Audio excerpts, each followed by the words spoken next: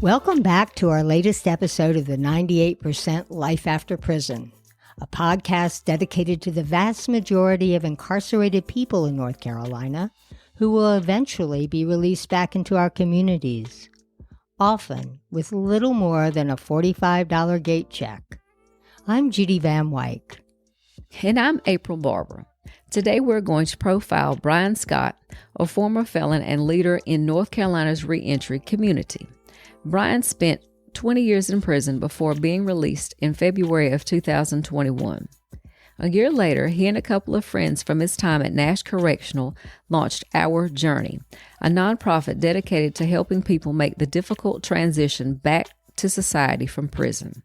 Today, Our Journey is a statewide organization that provides a reentry kit with resource guides for all of North Carolina's 100 counties, plus much, much more.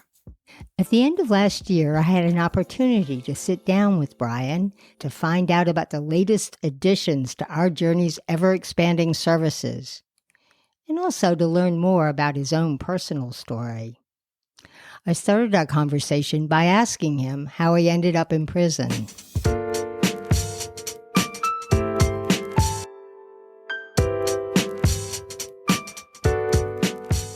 To me, I believe that every crime, no matter what it is, shares something in common. And whether it's you're taking somebody's life, whether you're taking somebody's possessions, whether you're taking somebody's body, all of these things share one thing in common, and that is that you see people only having instrumental value as opposed to intrinsic value. So they're there for you, what you can get out of them. And when you do that, which is unfortunately my mentality as a teenager and as a young person, it constricts your world. And so I saw everybody in my life, even my family, as, in instrumentally valuable. What could you do for me? And if you can't do something for me, then I don't really have much use for you after a certain amount of time. So I had a very short life with friends. I went through a lot of friends. They loved me at first, and then they kind of figured it out. The crime that I was actually convicted of was a sex crime, and it was related to all of that mentality there of the same thing, where it was all about me. It was all about what I wanted. And, Judy, people can go through life and never go to prison, but still have that same mentality. You hope you grow out of it. And most people do grow out of it because we're all like that as children. That's kind of how we come into the world. I didn't grow out of it until I got to prison. And it was then that I started seeing people with intrinsic value. You're valuable because of who you are, not because of anything that you can do for me, but just because you're a human being created in the image of God. But I had to learn that the hard way, unfortunately. What was it about being in prison that triggered that change? It actually started before I got to prison. So I was arrested and in the county jail, in Guilford County. And I just, within a few days, just took the hard look at myself that I had not been willing to do up until that point, and didn't like what I saw. A few weeks before my arrest, my father had told me with tears in his eyes that, I wasn't welcome to stay at their house, to be at their house, because of the stress that I was putting on my mother, especially. They didn't know what was wrong with me, but they knew that I was, not living the kind of life that respected other people. And so I kind of responded arrogantly. I don't come over here for me. I come over here for y'all so you can see your wonderful son, and kind of walked away, with an arrogant attitude. But the first person to come and visit me the day after my arrest was my father. He became one of my fiercest advocates dealing with the legal system. And, I think that awakened something in me, seeing that love. And despite the hurt that as you mentioned, he was a pastor. At the time, he was a pastor. And it could have just devastated his ministry, which it didn't, thankfully. But so that was kind of the turning point for me, where I took a hard look at myself, and said, I gotta do something different. I really devoted myself to pursuing my faith a little bit stronger and exploring it, and came to understand God's grace in a deeper way. And it was all just kind of overwhelming. So before I even got to prison, which was about 8.5 months later, I had experienced a transformation in my heart. Now, there was still a lot of work to be done, a lot of stuff to still uncover and explore in my own life, but that was certainly a turning point, even there in the county jail. How did that transformation help you navigate prison? It's funny you asked that, because I look back and I was so naive about prison. Of course, there was the natural fears that you have entering a system, but I was just so confident that God had my back. And I look back, and there were probably situations that I just kind of stumbled through. But I never had a fight the entire time I was incarcerated, never had any situation where I felt like my life was threatened. Met a lot of wonderful people that became part of my journey and are still part of my journey and part of our journey, the nonprofit organization. So I just look back and I see a lot of it was God's protection over me. I also I came in with a kind of a street sense, and I don't really know where that came from, but I was really aware of my surroundings. I was good at kind of perceiving when people were trying to play me and that sort of thing. And that helped as well. So I think it all kind of just mixed together. So you were released in 2021 after 20 years. What was your reentry like?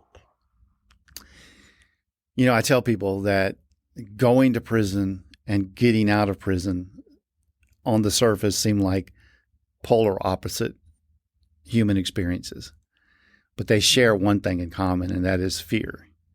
When you're going to prison, there's that fear of, how am I going to survive this? As I counted down the days to my release, there were some of those same fears. I mean, I was still really anticipating it gladly, but, how are they going to treat me? How am I going to do this? It had been 20 years. It had been 2 decades. I didn't know a whole lot about this world that had changed so much. So there was that fear and that trepidation. My mother and father picked me up, took me back to their house. My first night, I went from sleeping on a 1.5 inch thick mattress to a queen size bed with a ceiling fan above me. And it was really overwhelming. I had a lot of support, which makes a huge difference. The one thing that my parents couldn't provide, as much as they loved me, was the understanding that comes from having been through it. So the mental support, the emotional support, you can't understand it if you've not experienced it. And so those were the things that, fortunately for me, I had some men who I had met during my incarceration, got out before me. In fact, it seemed like everybody got out before me. But reconnecting with them and rebuilding those bonds, and they were the ones that said, I know what it's like if you get overwhelmed, if you get depressed, if you feel like you don't belong in this new world, which there were certainly times when that happened, we're here for you. Text us, give us a call. And that's what helped me get through it, a combination of that family support and the support of the men in my life who'd been through it before. To me, it's not that different than men coming back from war. They can't adapt back into a society that doesn't have any idea where they've been. And that's a good analogy, too, when you think about the men that you meet in battle. They become your brothers. And it was that way for me. These men that I had met, I tell people prison's not the best place to go to meet friends. But when you do meet friends, they're true friends, and they're friends for life.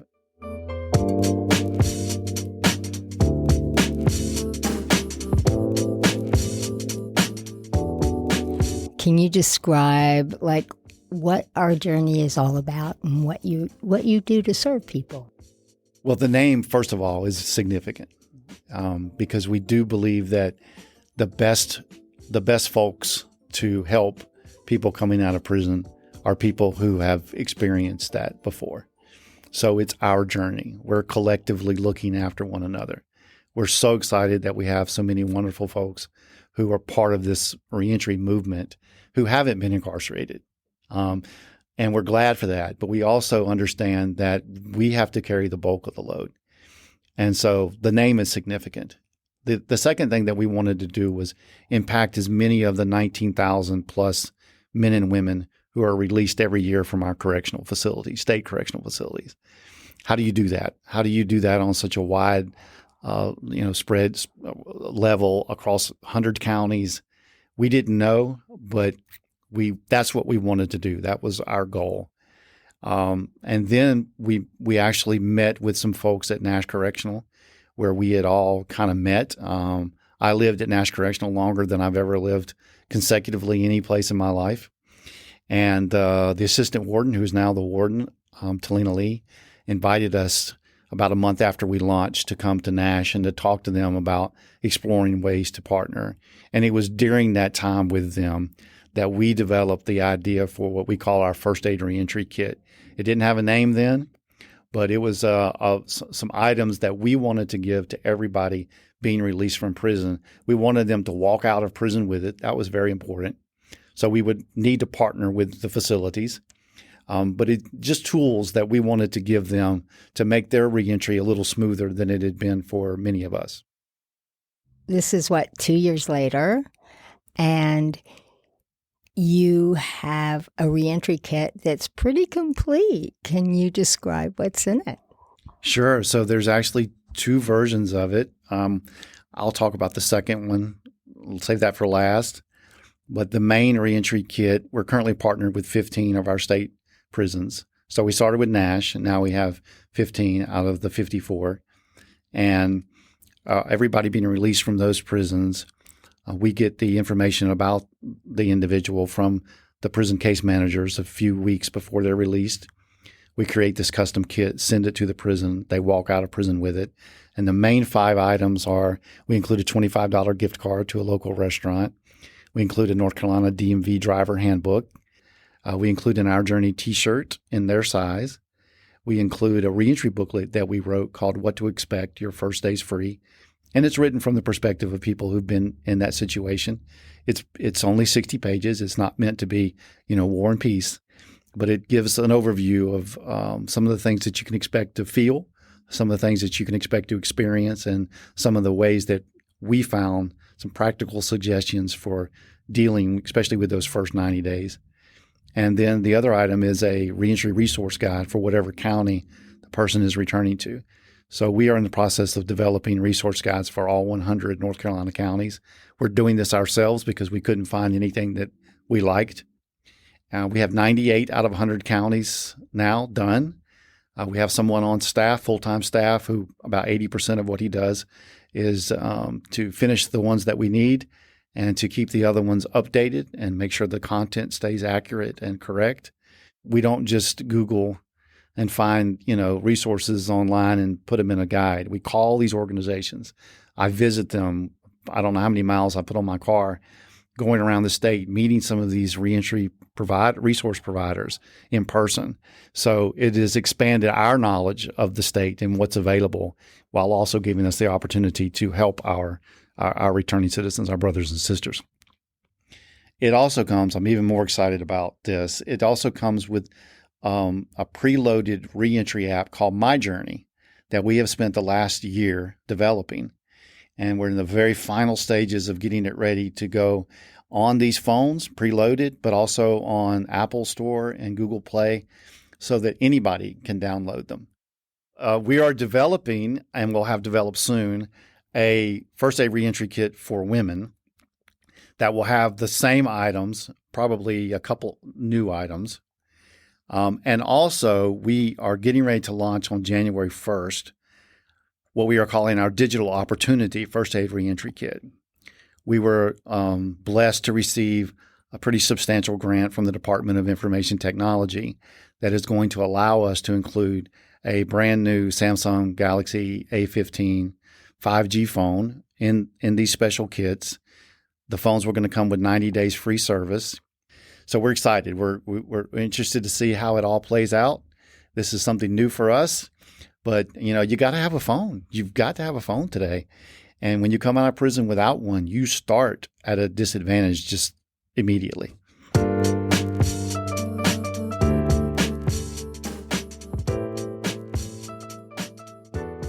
One question I have is, what do you consider the most important ingredients for a successful reentry? I think the one thing, obviously there are indicators of reentry success. Housing is a big one. Mental health is a big one. I think that one of the things that we overlook a lot in this business is the willpower of the individual. We've had situations where two of our clients were released from the same prison on the same day. They both got first aid reentry kits. They both returned to the same county. They both had the same opportunities. And one of them succeeded and one of them returned back to prison. Now, I don't want to discount that person's return back to prison because some people, it just takes them a while to figure things out. So we don't give up on that person and we don't wag our finger at them. But the difference, in my opinion, is that the one person who succeeded just wanted it more and decided that nothing was going to stop them. Nothing was going to hold them back. They looked at the doors that closed, because doors are going to close. They did in my life. Doors are going to close. They didn't look at them as the final answer. They pushed through and they persevered. So all of these other things are very important. Like I said, the housing, finding a job, these things are critical. But when I go into prisons and I talk to the men, that's one of the things I talk to them about. Everybody coming out of prison says, I'm never coming back. But we know that 40% do, and maybe even more than that. So what's the difference? What are the determining factors? And I think it's all of these things we mentioned, but we cannot overlook the person's will and their desire. Why is it, do you think, that 40 to 49%, they think it actually is closer to 50% than 40% of people within the first 3 years go back to prison? So that is such a complicated question. There isn't easy answers. There's two sides of it. We have to do more as a society to make sure that we clear the pathway, because these individuals, the name of your podcast, 98%, they're coming home. They're going to be our neighbors. It makes a whole lot of sense to make it as easy as possible so that they don't feel like they have to reoffend, so that they aren't living on the edges of society, so that they become productive members. And there are things that we can do to help that. The individual has to come out with the determination that even if those obstacles are there, I'm going to do this. We'll never get recidivism down to 0%, but we could do a lot better than where we are. People have to want to change. Yeah, they do. Change is hard. And people don't even like moving to a different house. But changing your internally changing, it requires you to face the hard truths that are sometimes not very pleasant.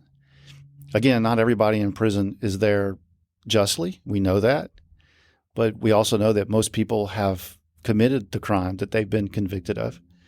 And going back to what I said earlier, if you continue to hold on to this notion that people are there just for your sake and only have instrumental value, then you're going to, even if you get out and don't commit another crime, you're still going to be a miserable person who makes other people miserable. And I would just say this too as well. I have a lot of friends who are still incarcerated, and some of them are serving life sentences where there's a really, really good chance that they won't be part of that 98%.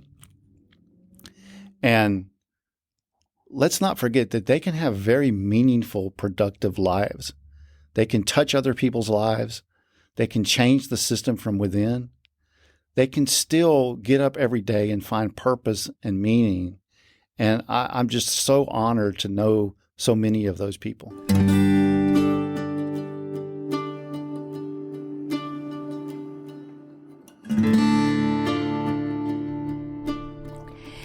The governor has, at the beginning of last year, he signed an executive order really trying to transform how we do reentry in the state and really trying to coordinate a lot of different government agencies to work together to do that. I'd love your perspective on that executive order. So I was honored to actually be at the governor's mansion when Governor Cooper signed that. And it was a seminal moment. There were people in the audience like me who were in the reentry field, some of them who had been doing this for 20 years or more. And we all recognized that it was a huge moment. There's a caveat. This is an executive order, not legislation. So this is the priority of Governor Cooper. It's not enshrined in North Carolina law. So that's the next step. We have to work harder at the legislative level to make sure these common sense mechanisms are in place. Having said that, applaud Governor Cooper for this. I really do. And I believe we'll see some continuity with Governor-elect Stein because it is common sense. Essentially what it says is every department in state government needs to have a reentry component. And every department in state government needs to work together on behalf of returning citizens to break down some of these barriers that we talked about. And Judy, we've already seen this in the life of our journey because I mentioned one of the items that we include is a DMV driver handbook. And we were having problems getting copies of it, and so I contacted a policy advisor for Governor Cooper that we have worked with before. And he sent out an email that connected us with the head of the DMV and the head of the DOT. And the response was immediately positive. We will solve this problem. We will make sure this gets done. And it has been done.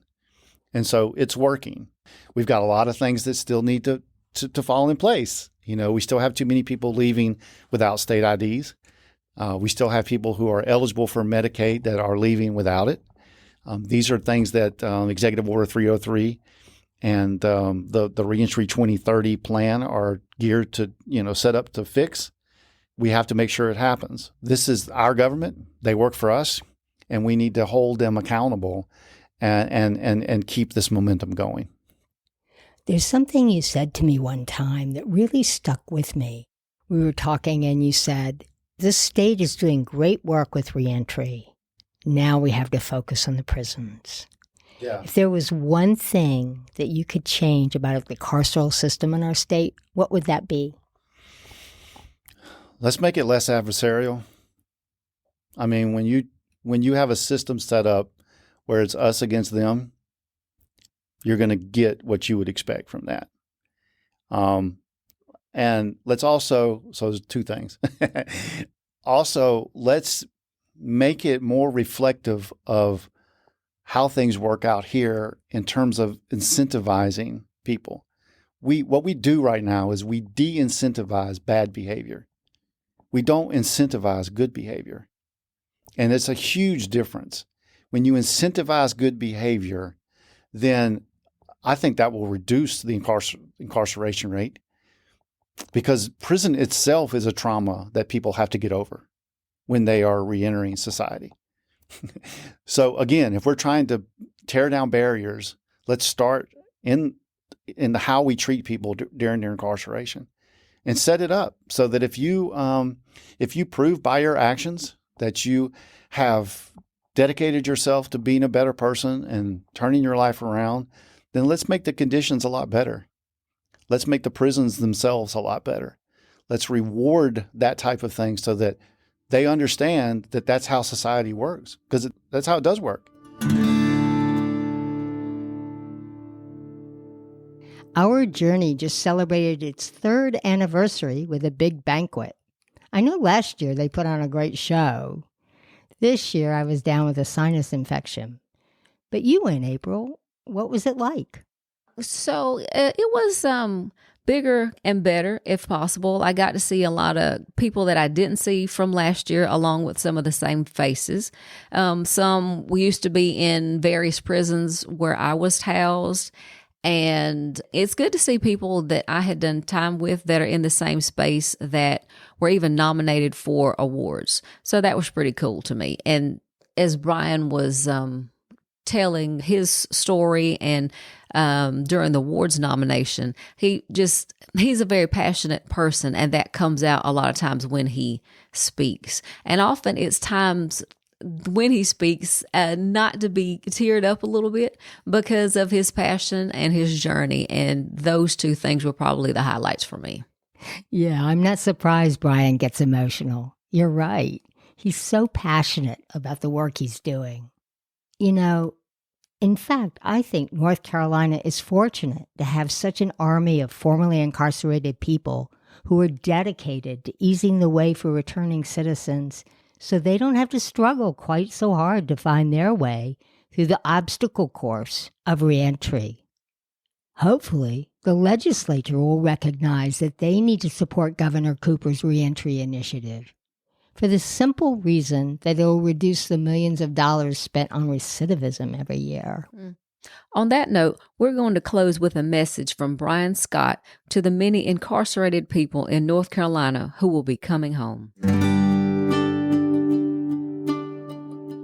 And then just the last thing I would say to any listeners out here in North Carolina who have returned from incarceration, we really do value you. We're proud of you. We know it's not easy. You may be struggling right now, but struggling and success can go hand in hand. And sometimes that's proof of success, that you are struggling and you haven't given up to go back to what was so much easier maybe that took you to prison. So we're proud of you. We love you. If we can do anything for you, please reach out to us. That's our show for today. To learn more about our journey or to reach out to them, go to www.ourjourney2 and then together, GETHER.com. And join us next time to learn about the use of solitary confinement in North Carolina's prisons and find out why the United Nations has proclaimed that prolonged solitary confinement is psychological torture. Until then, check us out on Facebook and Instagram, where you can find useful resources and see some of the amazing artwork done by some of the guys at Orange Correctional. If you'd like to reach out to us, you can email us at 98%.lifeafter@gmail.com. We hope you'll join us for the next episode of the 98% Life After Prison.